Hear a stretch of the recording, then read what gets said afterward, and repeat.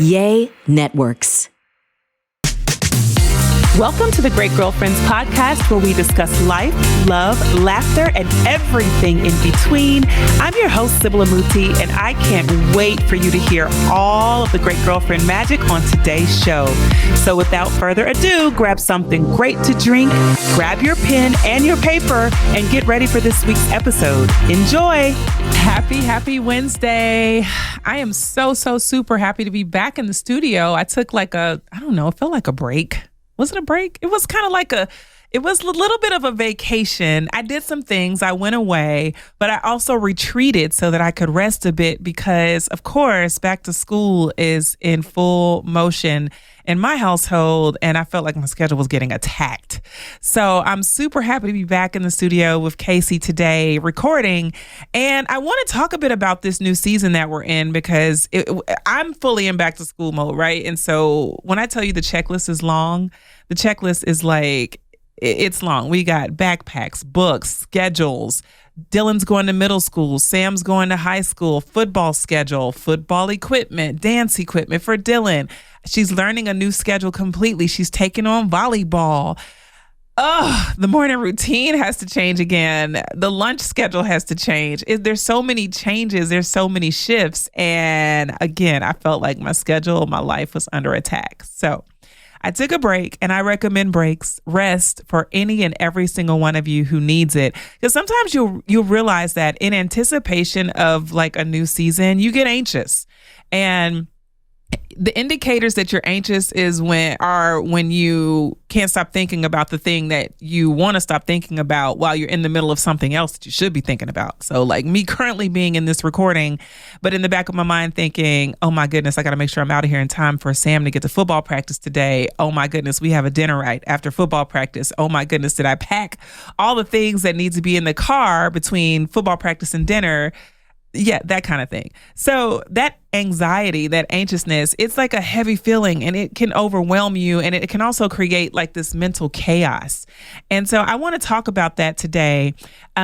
Before I get into that full conversation about managing the new season with new habits and all of the things that we need to do as women to equip, I want to mention a few things. I have a guest today. This is my feature fingernail that completely went awry, in the car ride. I don't know what happened to her. She just, let me see. And it happens to be my middle finger. No offense to anyone, but literally this fingernail was yeah, I'm not doing cute anymore. I'm officially not hanging on. I'm not supporting you. And she went bye-bye in the car. And so every time I look down and look at her, I'm shame on you for allowing that to happen. And it's happening on camera. But guess what? That's what life is about, is catching the reel of things. So you're going to get this whole unintentional middle finger nail that's happening here, my feature nail today. And I just wanted to celebrate her and call her out before y'all call her out in the comments, because I don't want to hear about it.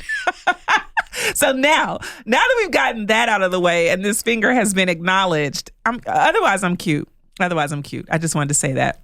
I also want to shout out the Facebook group, because there have been so many exciting events happening in the Facebook group. I want to shout out every single member of our advisory council, every single member of our community, community ambassadors that have been working to pull together meet and greets, that have been working online to create events. So if you've been to any of our meet and greets in Atlanta, if you've been to meet and greets in Memphis, I want to shout you out and thank you so much for showing up in person for the community, because that's when you really start to connect with great girlfriends. That's when you start to meet people that you've seen online. You're kind of curious, is she that cool online? She's cool online. Is she cool in person? Does she really roll like that? You get to figure all that stuff out when you go to a meet and greet. And so we're pulling together the meet and greets for a few other cities this fall. And I want to make sure that you're involved. If you're in Shreveport, Shar is putting together a meet and greet for Shreveport. Atlanta's having their second meet and greet coming up very soon. Memphis is having their second meet and greet. LA, we still need to have our meet and greet, which will likely be in September. And let me see, what other city was there? New York, of course. And if you're in any of those cities and you would like to participate as a community ambassador, which means you simply get to help organize and coordinate, bringing women together in the name of friendship and connection, with just that whole intention of new women meeting each other, building bridges, and enjoying time together. If you want to be a part of the team, email us at welcome@thegreatgirlfriends.com. Every single city needs some support. And if you are the type of woman who loves to bring women together, who likes to enjoy outings in your city, likes to go out and about and have fun, then this is something that you could do to be a part of our community. And in the month of September, we have a couple of online events taking place. We have a game night that's taking place in September in our Facebook group. And we also have a community lunch and learn around self-care that's being hosted by Community Advisory Council member Basie Dwyer, who's going to be hosting that event. And so those are happening in September inside of our Facebook group. You are invited. Do you have to be a member of our private Facebook group? Absolutely. Why is the group private? To keep the safe space safe. Plain and simple. It's not a group for any and everybody who wants to do any and everything. It's specifically for like-minded women to come together and connect and enjoy company. So I would love to see you at those events because those are going to be two very powerful events. And I'm excited to be a part of game night. Game nights are so much fun. We had them all the way up until May. We took a summer break so that everyone could enjoy friends and family and be outside and go on the Renaissance tour. Now that the tour is coming to a close, it's time for us to reconvene online, right? And get together for games, for connection, for networking. So there's that. Then I also want to highlight our affirmation cards. Shame on me for not having them in the studio today. But I can tell you firsthand that they are doing such a great work in so many women's lives because I get the emails and DMs about how women are using the affirmation cards to fuel their everyday life. Literally, what you do is you have 53 cards to choose from in our affirmation cards. They're called Love Thyself affirmation cards. And what you do is you're pulling one and you're just taking 5 minutes to journal about it. You can journal, you can do a vlog, you can do something, an audio message to yourself, but you just want to take that time to give yourself a little loving tenderness because that kindness, making that investment towards being loving and tender and kind goes a long way. And so they're selling really well. And I'm super excited about it because I know we're spreading self-love and self-care in a major way. And a lot of people are also gifting the cards to their great girlfriends. So if you know you got a great girlfriend going through something and you want to offer her some tenderness and you want to let her, give her something that allows her to be affectionate towards herself, these cards are a perfect way to do that. So you want to go and order those cards at thegreatgirlfriends.com/shop. Plain and simple. thegreatgirlfriends.com/shop. And I just love the cards. Again, 53 cards, so you won't run out. And they're in a really cool plastic travel case. It's so cute. And the reason that it's plastic is because who wants to waste coffee or water or any other beverage on their affirmation cards and use them after? It's kind of gross, right? So if you have them in a travel case, they will travel safely. They are weatherproof and they can deal with, all of the mishaps that happen during the day. So do grab those affirmation cards. It's at thegreatgirlfriends.com/shop. And after you use them and you start liking them and you're loving them and you're like, they're part of your routine, tag us in a post on Instagram so we can repost because it does mean the world to me and the world to our team to know that the products are supporting your self-care journey. There are other products. I love our candles. When I say I love them, I'm not even biased. I'm a candle junkie and I love our candles. Okay. Group Text is my favorite one right now. And the sweatshirts, I don't have one on today. Again, just really offbeat today. No cards, no sweatshirt. But I can tell you that the sweatshirt is super warm and amazing and very cute. And I get compliments everywhere I go. And people want to know where to buy it. And I tell them to go to thegreatgirlfriends.com/shop just for you.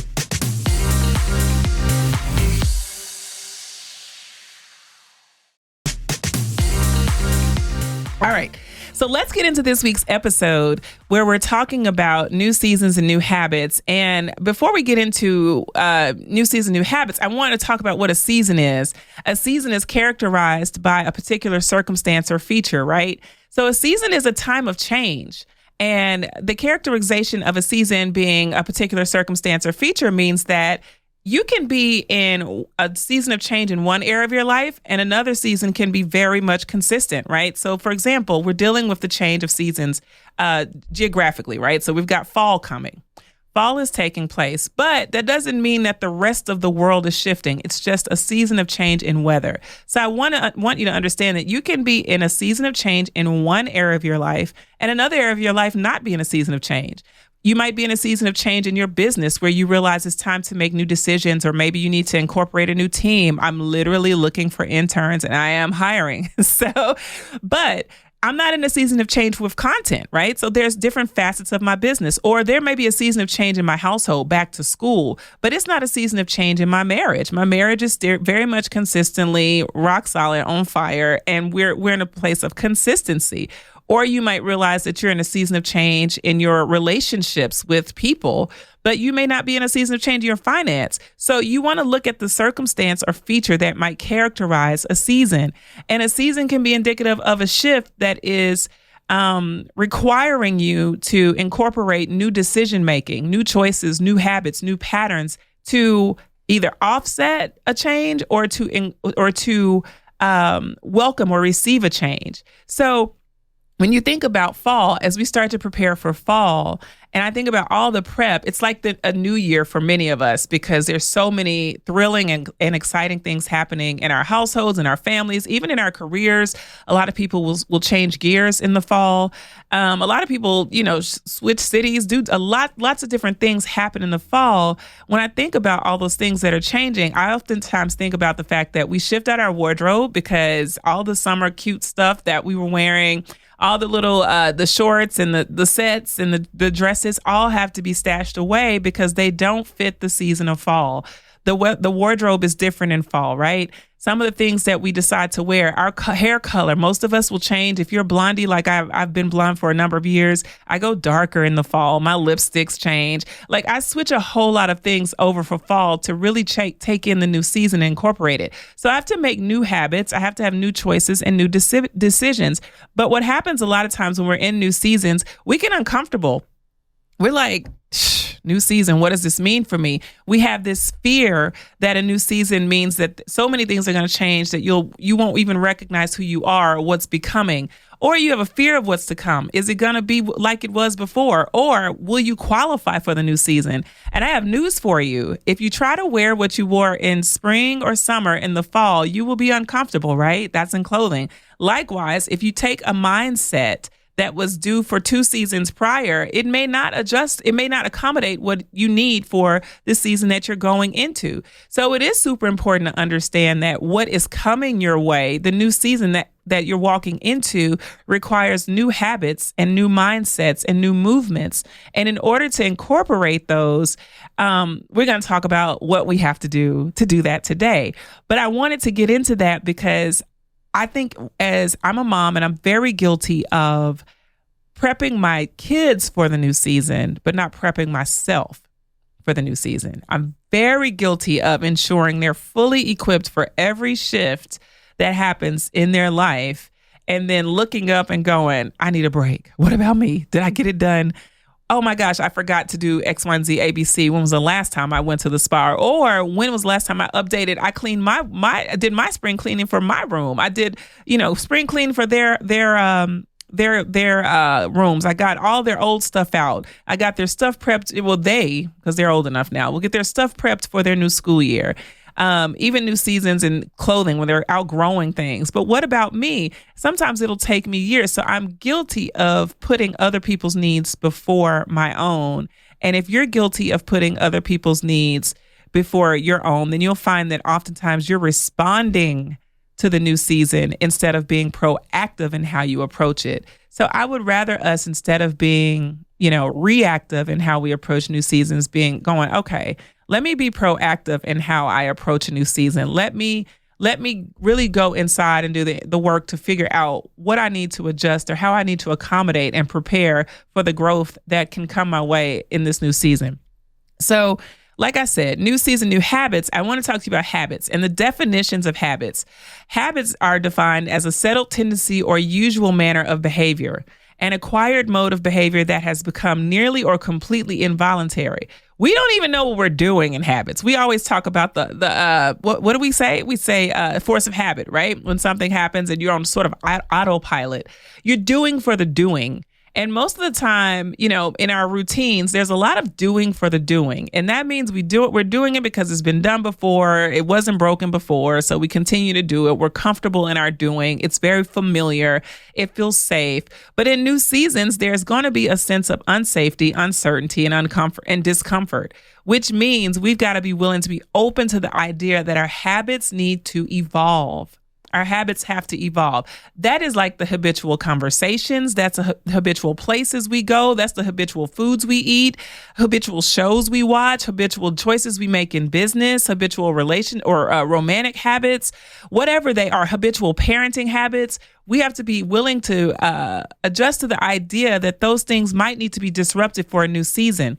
And I know when we switch seasons, we never want to leave anything or anyone behind. Most of us want to take everyone with us, everything with us.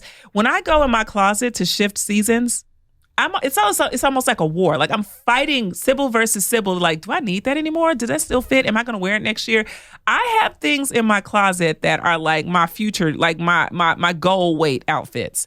Oh, when I get these pounds down, I'm going to wear that. So I'm saving it for that day, right? By the time I get that weight down, it's likely to be 4 seasons old, and I will be no longer be interested in it. However, in my mind, I go through this war of things that I don't want to leave behind. Or as I'm preparing to make new decisions in business, I want to take everyone along. I want to take every client. I want to take every team member. I want to take every single person that's ever touched the Great Girlfriends. I want to take them forward. But in a new season, I have to be comfortable with the idea that some of those people, places, and things have to be disrupted. And I've got to be willing to make the choices to know sometimes people, places, or things have to be left behind in order for me to move forward, in order for me to embrace the season, in order for me to accept what progression looks like. So sometimes you have to detach yourself from comforts to manage the growth of what's coming your way. And detaching yourself from comforts can be painful. If you've ever seen a toddler detach themselves from the pacifier, oh my gosh. And don't do it in a Target. It's like a complete breakdown on aisle 7. Like if you've ever seen it, or if you've ever seen, because I have my own experience with my 2 children, a period where a child is entering a new season and you got to take that bottle. They're no longer bottles. It's time for sippy cups. It's a war. Never mind potty training. Let's talk about it. So we understand seasons, and we can see and correlate the idea of shifts and change when we look at these toddlers. But how about our own spiritual, mental, emotional, physical maturity? What about our own maturity? What happens when we're acting as toddlers, but it's time to mature and move into adolescence, or time to move into preteen, or time to move in adulthood in an area of our life? Or where we've been stagnant because we have done the thing that we've done for so long, right? And it feels so comfortable, but it's leaving us stuck in a place that feels very uncertain and is creating so much fear and anxiety. So I want to make sure you understand that the new season requires new choices, and that requires acknowledging what does not serve us. I want you to take a look at your life and go, what's not serving me? Literally, what is not serving me? And then just pause and sit with it. Most of the time we want to get a quick answer, but the answer will come to us. What's not serving me? The first thing that I heard in my head was that Chick-fil-A drive-thru run you just did. That does not serve who you are, where you're going, and what you're about in this season. My answer came quick. Yours will too, but you have to sit and ask yourself, what's not serving me? What is not serving me? What habits are a disservice to who I am today and where I'm going? Right? And some things will just start floating through your mind. And as they float through your mind, write them down. And you don't have to broadcast the list. This is just between you and you for now, but you need to acknowledge what is not serving you. Who's no longer serving you? Who's no longer serving you? There are some people that sit very cozy and comfortable in your corner, but they're not serving you, not supporting, not advocating, not allying, not crying with you, not praying with you, not loving you, not talking well, speaking well behind your back, right? Who are the people that are not serving you? It could be a romantic relationship that's just going on and on and on, but it's not serving you. It's not giving you what you need. He's getting what he needs, and you're getting some temporary needs met. But your long term, it's not serving you. It's not serving your new season of desire and expectation, right? So who's not serving you? So you want to ask yourself that. Some things that served us were simply habits that we permitted because we were too afraid to make new choices. So some of the people, places, things that are sitting in our corner are just there because we were too afraid to make new choices to support what we really wanted to see. Some of us have been too afraid to acknowledge publicly that we are in a new season, that things are shifting, that we do want more, right? That we have a higher demand on our emotional needs, or that our expectations are higher. Some of us have been afraid to say that. So we've been accepting of things that have made us complacent. But now, as you are walking into whatever your new season is, and I guarantee you know it, I don't have to say it out loud for you to be clear. Like, I'm walking in a new season in business where I can no longer utilize some of the patterns that I used to get the business to where I got it before. I now have to incorporate new people, new mentors, new advocates, a new board, new team to help drive the growth forward. But I have to acknowledge that what was serving me before has to shift, right? So you've got to be willing to think differently, to make new choices and to experience new things. So here are the 3 questions I want you to ask yourself. And you need to write these down, and you need to put them in a place where you can, like, don't write them down and like toss them to the side.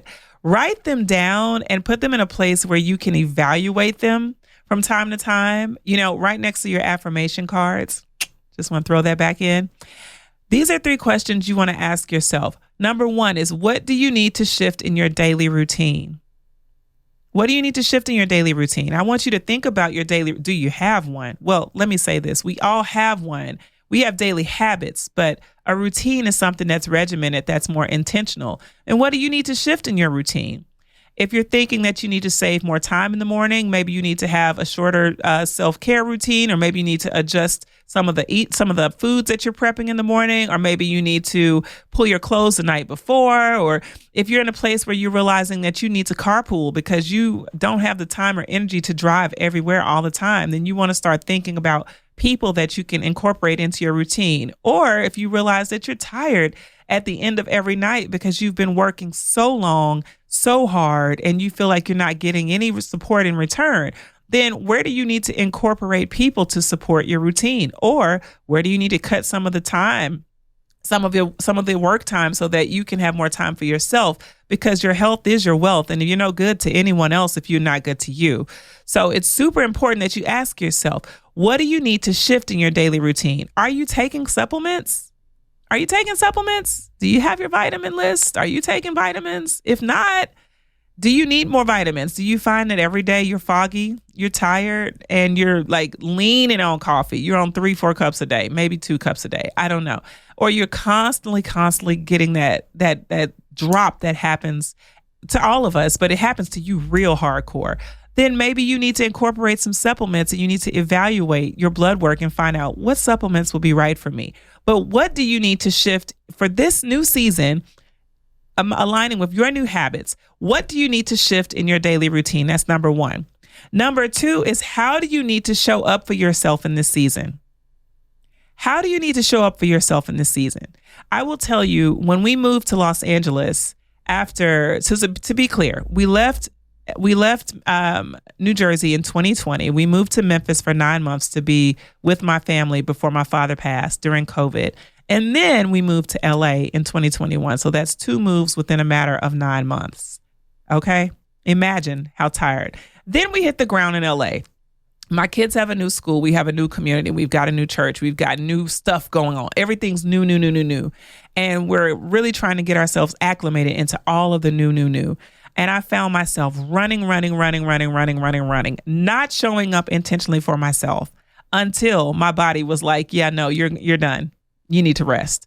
And my body just dropped on me. I started to feel aches in every area of my body. I was going on Google and I was like, well, Dr. Google says I might have this. Dr. Google says I may have that. Dr. Google says I may have this. And sure enough, all I needed to do was be tender and loving and kind to myself and give myself rest. I needed to show up as the most loving, tender, kind version of myself I could be. I didn't need to run myself raggedy to accommodate the acclimation of the season. The kids would acclimate just fine. I needed to give myself love, tenderness, and kindness. And when I started doing that, literally going to sleep was kindness for me.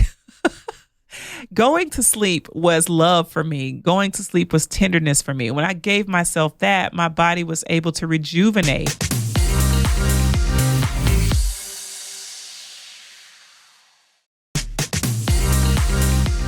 How do you need to show up for yourself in this season? I know that everyone wants everything from you, but how do you need to show up for you?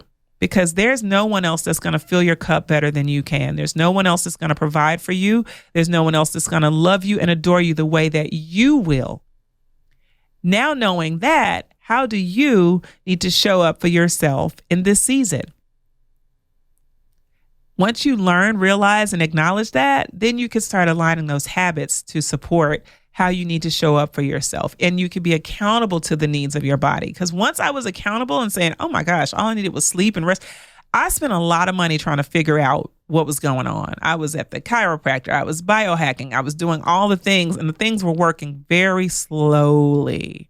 But then I started to go to sleep. Free. It was free. Sleep was free. Great girlfriends. It was free. I went to sleep. I'm telling you, I could have saved almost $10,000 just by going to sleep. Just by giving myself the tenderness to say, girl, get some rest. You've gone through a lot. You're tired. Rest. It's okay. It's okay. You're not going to leave anything behind by getting sleep. In fact, you'll be better equipped to show up as Sybil when you rest. So I want to give that to the person who feels like you always got to chase the clock. You need some sleep. Number 3, who do you need in your corner? Who do you need in your corner in this season? Do you need a coach? Do you need a mentor? Do you need a trainer? Do you need great girlfriends? Do you need new great girlfriends? Do you need an intern? Do you need to start dating again? Just getting out there. Now, I know the apps are discouraging. I hear the stories, but just getting out there creates a sense of energy around the thing that you want, romantic energy, just putting it out there. Like, do you need to switch careers? Do you need a different mentor on the job? Do you need a different employee resource group? Who do you need in your corner? Do you need your siblings in your corner? Is it time for you to say to people, I really need you in my corner right now? Do you need a therapist in your corner? Do you need a therapist in your corner? It's okay to recognize that you need people in your corner and then say to them, I really could use you in my corner right now. I know I haven't called on you in this way before, but in this season, I feel like I could use you like by my side. Like, it's okay. And if you realize that you have to outsource some of those things, make the investment in who you need in your corner. Make the investment, because your new season, your growth, your progression is worth the investment. And the worst thing that could happen is that you miss the opportunity to grow, to progress, to evolve, because you were too afraid to make a new choice to support new habits, right? To support new results. So I just want to give you those 3 one more time. What do you need to shift in your daily routine? Number 2, how do you need to show up for yourself in this season? Number 3, who do you need in your corner? I am so grateful and so honored to be in your corner. I really, truly am. I don't take for granted that you listen to this podcast. Now, knowing that you listen to this podcast, I feel accountable to your next level. And I have to let you know that if you are looking to have the growth that you want in your life, you have got to make those choices. And it's not going to be comfortable. Sometimes you're going to have to say to the people you love the most that you love yourself more. Sometimes you're going to have to be willing to release people that have been very close and that have been very useful to you in former seasons, maybe for a season. But the choice is the power. The power is you saying, I get to choose how I show up. I get to choose who I show up with, where I show up, right? I get to represent the best and the highest version of myself in this season, and know that when you do it, God's got your back and you got your back, and everything that you need comes to you. Like the abundance that you're looking for, it flows out of you first, but then it starts to come to you in different forms. Like, I'm literally so glad sitting in LA, sitting in a studio to record the podcast after 2 years of being out of a studio and saying to myself, should I put this podcast on hold? I'm really getting tired of recording here in the house. Like, I'm over it. I'm over it.com.org.net.biz. But God, right? When I started to write down who I need to be, how I wanted to show up for myself, and the expectations that I had, the opportunities came my way to do things better and differently, and to have a team to support where I'm going. So I'm leaving that with you today as some food for thought. Do share it with your great girlfriends, and let's get into conversation about it. Last but not least, anything you want to talk about on the podcast, we want to know. So do email us at welcome@thegreatgirlfriends.com. Someone's there to take your email, and we cannot wait to hear your success stories in this new season. I can't wait to hear how these new questions help you to frame your day, frame your routine, and frame your accountability corner. And I love you, and have a great week. Peace. Hey, great girlfriends, it's me, Dylan. Welcome to the Motivational Minute. Today's quote is by Oprah Winfrey. Think like a queen. A queen is not afraid to fail. Failure is another stepping stone to greatness. I think this means that you shouldn't be afraid to fail, because when you fail, you're learning something. You're learning from your mistakes.